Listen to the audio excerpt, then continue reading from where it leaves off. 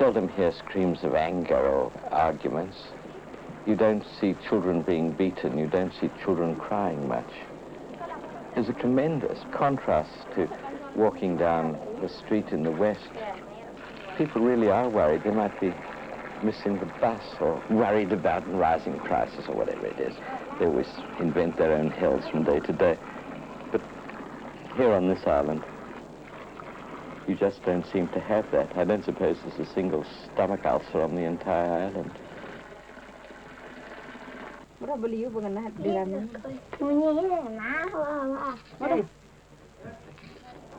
On the whole, you get a very strong and very pleasant impression of a continuum. All of the generations are living in this house, and as one generation dies off, there's another generation growing up. They'll be there forever. In their attitude to age, they have no tremendous reverence for it. People who are old, and that's that. And they've just got to be very good at being old people to please the gods. And the young people, it's no great privilege to be young. You're young because you're young. Just like you've only got one head. But they've got to be good at that. All of the people who just live in their age, they don't have to dye their hair purple, etc., to look as though they're something that's not really touched by age. To possess beauty, it's no great personal thing to compliment yourself on.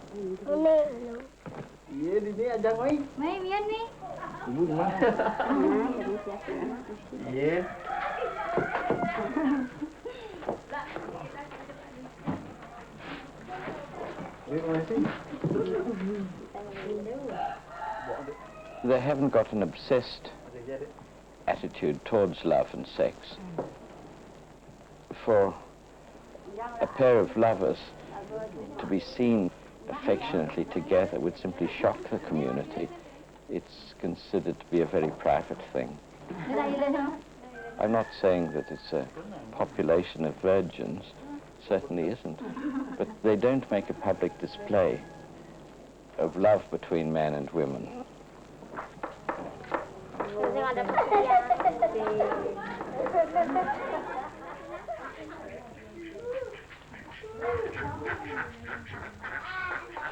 The ordinary Balinese are not theorists.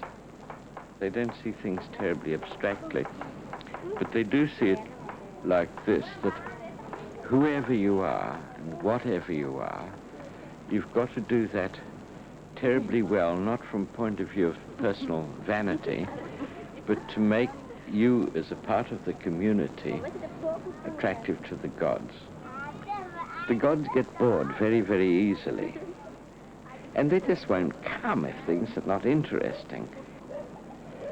The gods are sitting up there on the mountain having a kind of continual game with humanity.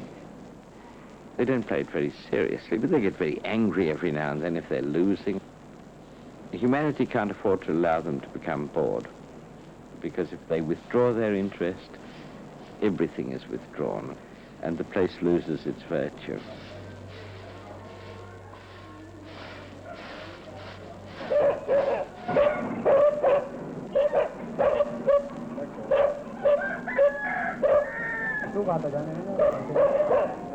The elder men, if they've by this time come in from their work in the fields, they're admiring their fighting cocks, which are kept in baskets, and massaging them.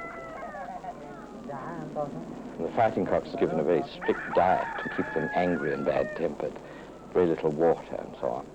And they're tremendously important. Nearly every household has some.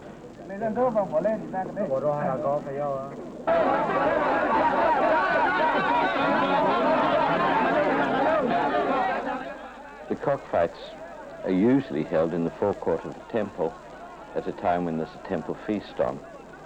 The game, or whatever you'd call it, primarily is a blood sacrifice for fertility, for this, that, and the other, to please the gods.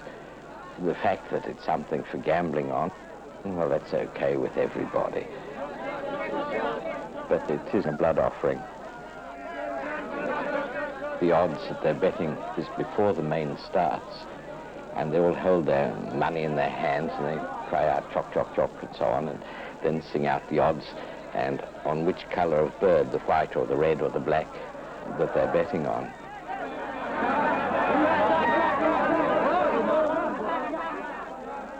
The spur at the back of the foot is bound with some sort of twine to hold on a small crisp blade, a very small thing, it's only about 4 or 5 inches long, which is razor sharp, which is why the mains last such a short time.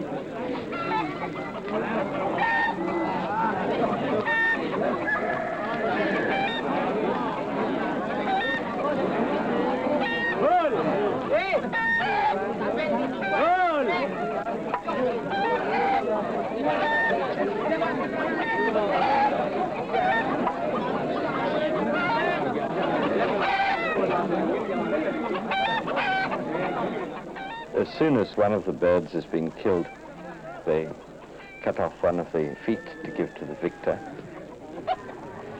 and the feathers are torn off and taken away to make feather dusters.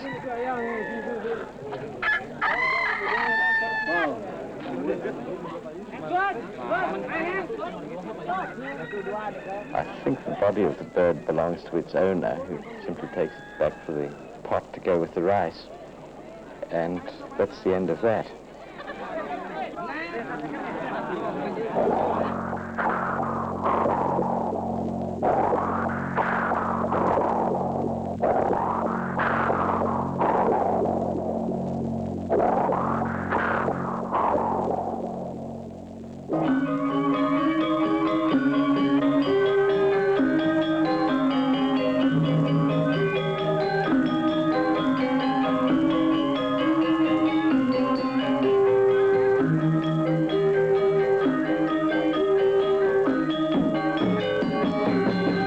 Banjo is a club, but every adult male belongs to it.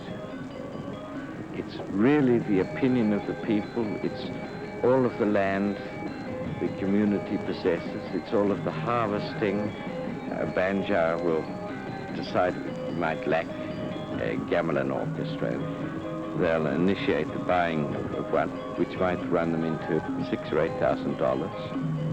So the whole of the workforce of the town owes the banjo duties, so they'll take jobs so many days a month, and their earning power belongs then to the banjo. It might take them 2 years to pay the whole thing off. Probably 3 or 4 nights a week they'll rehearse in the banjo. It's just another example of this very, very close community living that the Balinese have. They all like to belong tremendously in depth to their own community.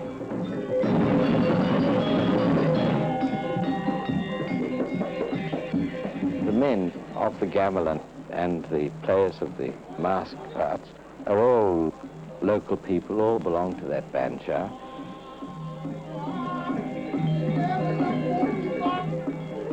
The gamelan playing is not a professional thing. They do dozens of other things. One of the chief actors is a waiter at one of the hotels. Others are farmers, shop owners, carpenters, fishermen.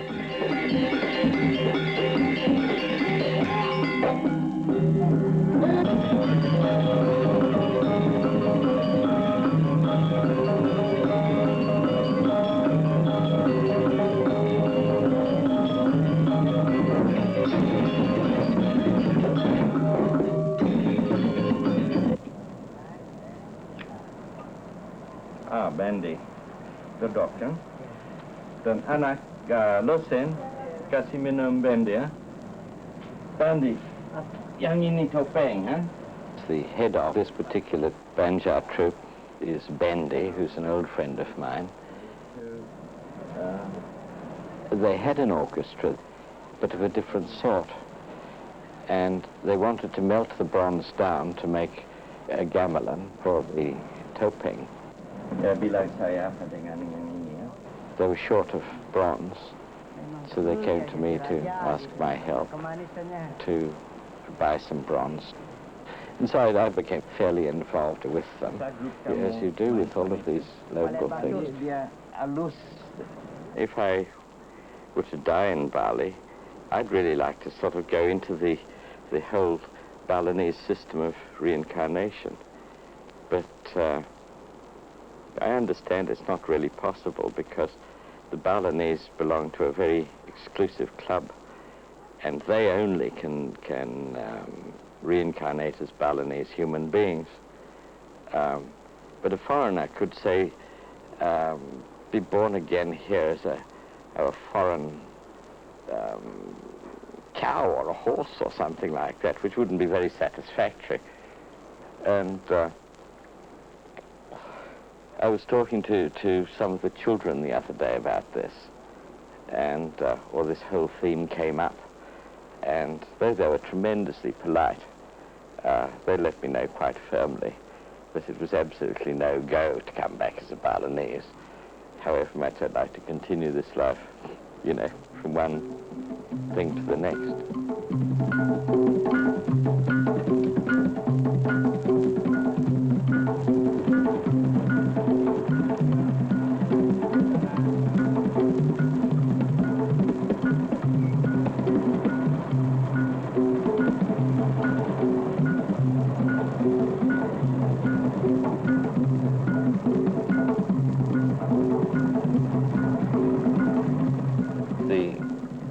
Balinese never really wrote their history as history, and they're terribly vague about times and geography. They'll tell you tales about some happening, but they're not at all sure whether it happened in India or in Java or in Ceylon or here in Bali. Basically, they just don't think that the outside world exists properly. If it comes in too strongly, they really all will rise up and bash it.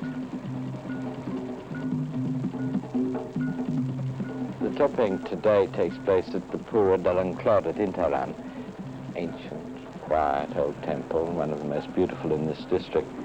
But it can take place anywhere at all, usually in the absolute center of a village, near the great Waringan tree, by the market, outside the temple there, opposite the palace. It's all very much centered architecturally.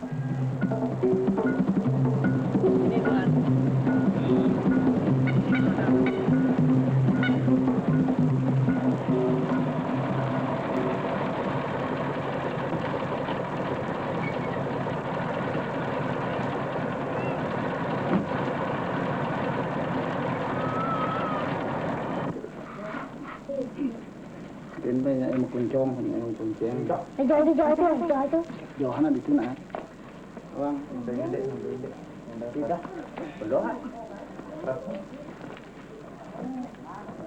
The topeng group has only about 3 or 4, or not very often 5 players who can take all of the different parts according to the number of masks needed in that drama that they're doing.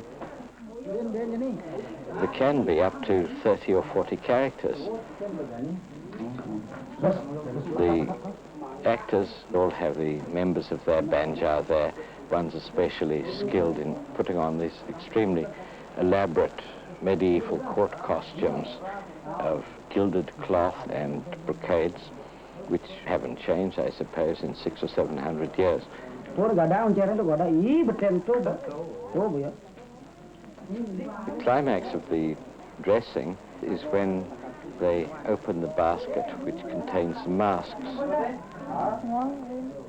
These are not actually sacred in themselves, but they're regarded as having great animistic power, and they're given offerings. They're brought out really carefully because they're regarded as containing the personality of the character who's going to be played.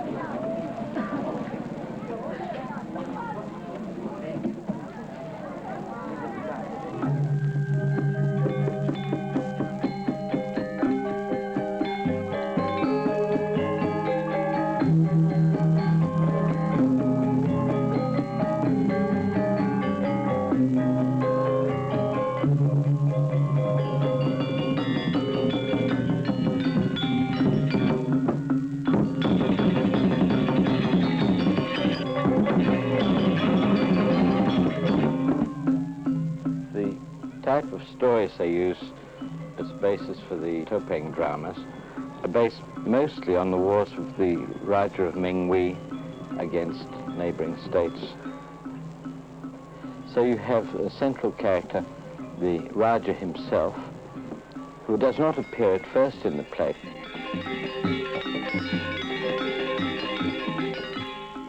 He's announced by fantastic, rather grotesque villagers, and then by his Pati, who's his warlord.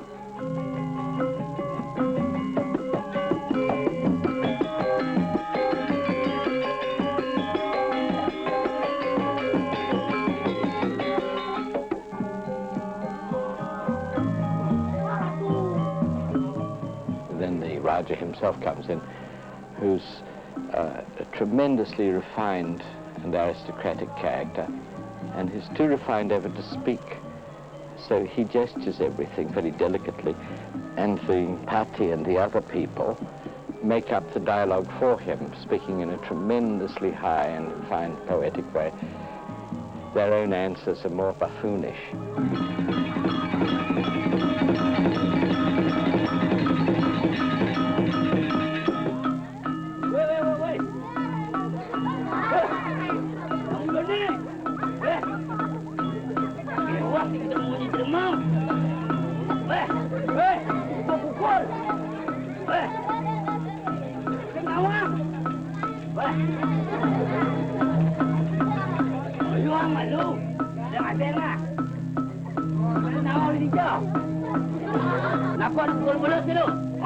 Bang telefon awak nak.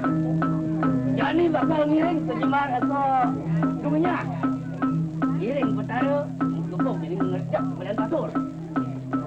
Bang ngiring orang. Nah. Gebuk. Dunia. Gebuk. Bakal gebuk kamu. Ya. Kamu gebuk.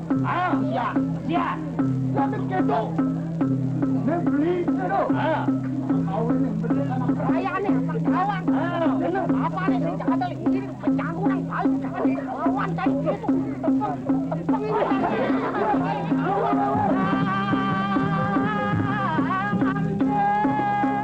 The more grotesque masks of different sorts of courtiers and villagers, some of whom dance parodies of classic dances, very, very wittily. The story of the whole thing is known to everyone, really, so the actors hardly trouble with it at all. They're interested in witty exchanges, very Rabelaisian, a lot of it. It's all in Balinese, of course, not in Bahasa Indonesian.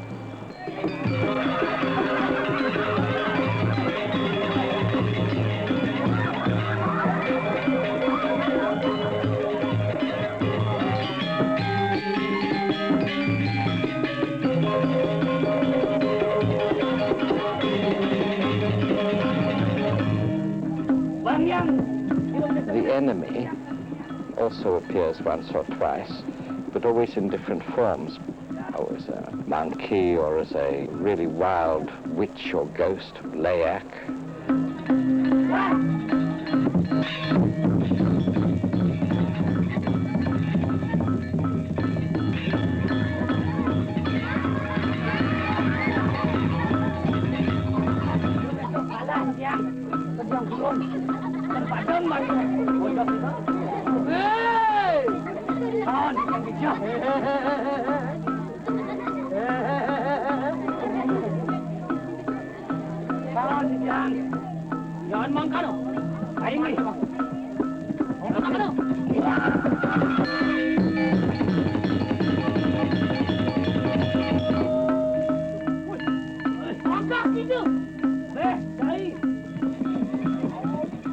This great battle between the Pati, the warlord, and Rangda, the wicked witch, which is the form that the demon king enemy has taken, whom he first tries to demolish.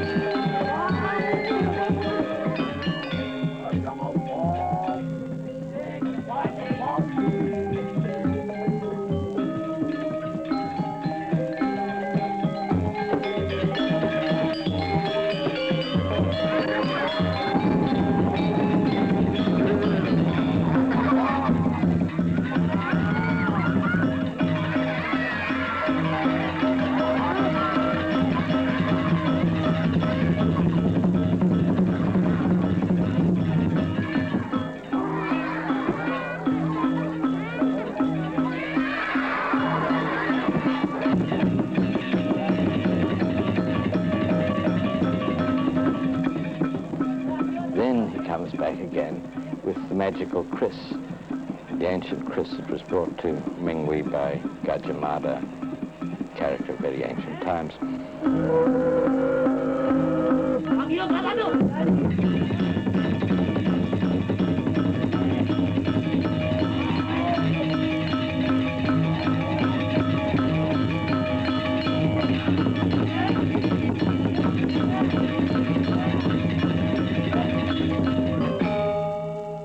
Then, quite suddenly, the play is finished.